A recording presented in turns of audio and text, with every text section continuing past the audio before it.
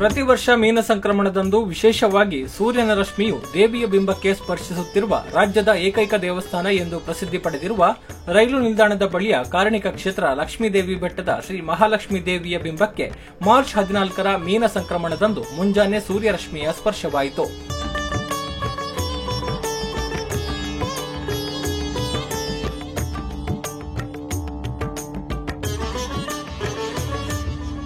ಈ ಸಂದರ್ಭದಲ್ಲಿ ಮಹಾಲಕ್ಷ್ಮೀ ದೇವಿಗೆ ವಿಶೇಷ ಪೂಜೆಯು ನೆರವೇರಿತು.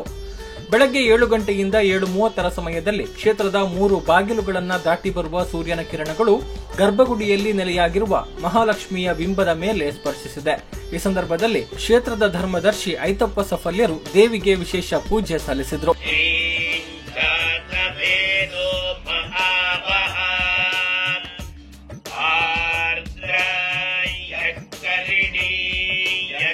ವೈದಿಕರಿಂದ ವೇದ ಘೋಷ ಮಂತ್ರಗಳು ಮೊಳಗಿದವು.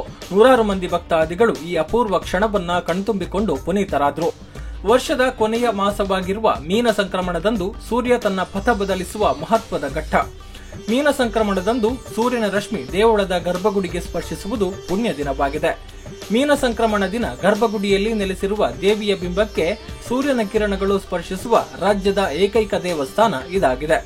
ಬೆಂಗಳೂರಿನ ಗವಿ ಗಂಗಾಧರೇಶ್ವರ ದೇವಸ್ಥಾನದಲ್ಲಿ ಮಕರ ಸಂಕ್ರಮಣದ ದಿನ ಸಂಜೆಯ ವೇಳೆಗೆ ಸೂರ್ಯನ ರಶ್ಮಿಯು ಬಿಂಬವನ್ನ ಸ್ಪರ್ಶಿಸುತ್ತದೆ. ಸರ್ವ ಆಸ್ತಿಕ ಬಂಧುಗಳೇ, ಇವತ್ತಿನ ವಿಶೇಷ ಮೀನಾ ಸಂಕ್ರಮಣದ ಪರ್ವಕಾಲದಲ್ಲಿ ಇಂದು ಪುತ್ತೂರಿನ ಶ್ರೀ ಲಕ್ಷ್ಮೀದೇವಿ ಬೆಟ್ಟದ ದೇವಸ್ಥಾನದಲ್ಲಿ ನಾವಿದ್ದೇವೆ. ಈ ದೇವಸ್ಥಾನದ ವೈಶಿಷ್ಟ್ಯ ಏನಂತ ಹೇಳಿದ್ರೆ, ಈ ಮೀನಾ ಸಂಕ್ರಮಣ ದಿನದಂದು ಬೆಳಗ್ಗೆ ಸೂರ್ಯ ರಶ್ಮಿಯು ಮಹಾಲಕ್ಷ್ಮಿ ಅಮ್ಮನ ಪಾದವನ್ನ ಸ್ಪರ್ಶಿಸುವಂತ ಒಂದು ವಿಶೇಷ ಪ್ರಕ್ರಿಯೆ ಇಲ್ಲಿ ನಡೆಯುತ್ತದೆ. ಬಹುಶಃ ಕರ್ನಾಟಕದಲ್ಲಿ ಇಡೀ ರಾಜ್ಯದಲ್ಲಿ ಮೀನಾ ಸಂಕ್ರಮಣದಂದು ದೇವಿಯ ವಿಗ್ರಹಕ್ಕೆ ಸೂರ್ಯ ಬಿಂಬದ ಸೂರ್ಯ ಪ್ರಕಾಶದ ಸ್ಪರ್ಶ ಇಡೀ ರಾಜ್ಯದಲ್ಲಿ ಇದು ಒಂದೇ ಕಡೆ ಅಂತ ಹೇಳಿಕೆ ನಾನು ಭಾವಿಸ್ತೇನೆ. ಗವಿಗಂಗಾಧರೇಶ್ವರ ದೇವಸ್ಥಾನ ಅಂತ ಹೇಳುವ ದೇವಸ್ಥಾನದಲ್ಲಿ ಮಕರ ಸಂಕ್ರಾಂತಿಯಂದು ಇದೇ ರೀತಿಯ ಪ್ರಕ್ರಿಯೆ ನಡೀತದೆ. ಅದು ಸಾಯಂಕಾಲ ನಡೀತದೆ ಅನ್ನೋದು ನಾನು ಕೇಳಿದ್ದೀನಿ. ಆದರೆ ಅದೊಂದು ಬಿಟ್ಟರೆ ಇಡೀ ರಾಜ್ಯದಲ್ಲಿ ಇಡೀ ವರ್ಷದಲ್ಲಿ ಯಾವುದೇ ಸಂಕ್ರಮಣ ಕಾಲದಲ್ಲಿ ದೇವರ ಬಿಂಬಕ್ಕೆ ಸೂರ್ಯನ ರಶ್ಮಿಯ ಸ್ಪರ್ಶ ಆಗುವಂತಹ ಒಂದು ಕ್ಷೇತ್ರ ಇದ್ರೆ ಅದು ಈ ಪುತ್ತೂರಿನ ಲಕ್ಷ್ಮೀದೇವಿ ಬೆಟ್ಟ ಅಂತ ಹೇಳಿಕೆ ನಾನು ಬಯಸ್ತೀನಿ. ಇದರ ಈ ವಿಶೇಷತೆ ಏನಂದ್ರೆ, ಪುತ್ತೂರಿನ ಹಲವಾರು ವರ್ಷಗಳಿಂದ ಇಲ್ಲಿ ಈ ಕ್ಷೇತ್ರಕ್ಕೆ ನೂರಾರು ಭಕ್ತಾದಿಗಳು ಬರ್ತಾ ಇದ್ದಾರೆ. ಇಲ್ಲಿ ಒಂದು ಕ್ಷೇತ್ರದ ನವೀಕರಣ ಹಾಗೂ ಜೀರ್ಣೋದ್ಧಾರ ಕೆಲಸಗಳು ಕೂಡ ನಡೀತಾ ಇದೆ. ಸದ್ಯದಲ್ಲೇ ಮಹಾಲಕ್ಷ್ಮಿಯ ಕೃಪೆಯಿಂದ ಇಲ್ಲಿ ಒಂದು ಭವ್ಯವಾದ ದೇವಸ್ಥಾನ ಮಂದಿರ ನಿರ್ಮಾಣಗೊಳ್ಳಲಿಕ್ಕಿದೆ. ಈ ಕಾರ್ಯದಲ್ಲಿ ಸಮಸ್ತ ಭಕ್ತಾದಿಗಳು, ಈ ಊರಿನ ಹಾಗೂ ಪರವೂರಿನ ಎಲ್ಲ ಭಕ್ತಾದಿಗಳು ತಮ್ಮನ್ನು ತಾವು ತೊಡಗಿಸಿಕೊಳ್ತಾ ಇದ್ದಾರೆ. ಶ್ರೀ ಲಕ್ಷ್ಮೀ ಅಮ್ಮನ ಕೃಪೆಗೆ ಪಾತ್ರರಾಗ್ತಾ ಇದ್ದಾರೆ.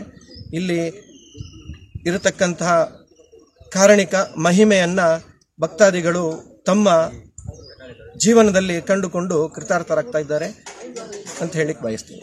ಮೊನ್ನೆ ಗವಿ ಗಂಗಾಧರೇಶ್ವರ ದೇವಸ್ಥಾನದಲ್ಲಿ ಆದಾಗ ಎಷ್ಟು ಪಬ್ಲಿಸಿಟಿ ಆಯಿತು, ಅಷ್ಟು ಇದು ಆಗಲಿಲ್ಲ. ನಮ್ಮ ಜನ, ಪುತ್ತೂರಿನ ಜನ ಇದನ್ನೆಲ್ಲ ಅರ್ಥ ಮಾಡ್ಕೊಂಡು ಇಲ್ಲಿ ಬಂದು ಈ ಒಂದು ಪವಿತ್ರವಾದ ಇದು ನಮಗೆ ಬಹುಶಃ ಇನ್ನು ಈ ವರ್ಷಕ್ಕೆ ತಪ್ಪಿದ್ರೆ ಬರುವ ವರ್ಷ ಸಿಕ್ಕುವಂಥದ್ದು ಇದು ಇಲ್ಲಿ ಆಗ್ತಾಯಿದೆ. ಆ ಮಹಾತಾಯಿಗೆ ಸೂರ್ಯ ದೇವರು ಸ್ನಾನವನ್ನು ಮಾಡಿಸುವಂತಹ ಪ್ರಭೆಯಿಂದಿರುವಂಥ ಗೊತ್ತಾಗ್ತಾಯಿದೆ. ಬಹಳ ಪವಿತ್ರವಾದ ಕಾರ್ಯ ಇದು. ಇದನ್ನು ಕಂಡವರಿಗೆ ಮತ್ತು ಈ ಪುತ್ತೂರಿನ ಜನತೆಗೆ ಇದರಿಂದ ಒಳ್ಳೆಯದಾಗ್ತದೆ, ಆಗಲಿ ಅಂತೇಳಿ ನಾನು ಹಾರೈಸ್ತೇನೆ. ನಾನು ಪ್ರಭಾ ಅಂತೇಳಿ ಇಲ್ಲಿ ಸ್ಥಳೀಯ ಈ ಮಹಾಲಕ್ಷ್ಮಿ ಬೆಟ್ಟದ ಹತ್ತಿರ ಸ್ಥಳೀಯ ನಿವಾಸಿ. ನಾನೊಂದು 35 ವರ್ಷದಿಂದ ಇಲ್ಲಿ ಬರ್ತಾ ಇದ್ದೀನಿ. ಅಂದರೆ ನನ್ನ ಅತ್ತೆ ಇಲ್ಲಿ ಕರ್ಕೊಂಡು ಬಂದು ಪರಿಚಯ ತೋರಿಸಿದ್ದೆ, ಇಲ್ಲಿ ಒಂದು ದೇವಸ್ಥಾನ ಇದೆ ಅಂತ. ಅವತ್ತಿಂದ ಬರ್ತಾ ಇದ್ದೀನಿ. ಇಲ್ಲಿ ಬಂದು ನೆನೆಸಿದ ಕಾರ್ಯಗಳೆಲ್ಲ ಆಗಿದೆ.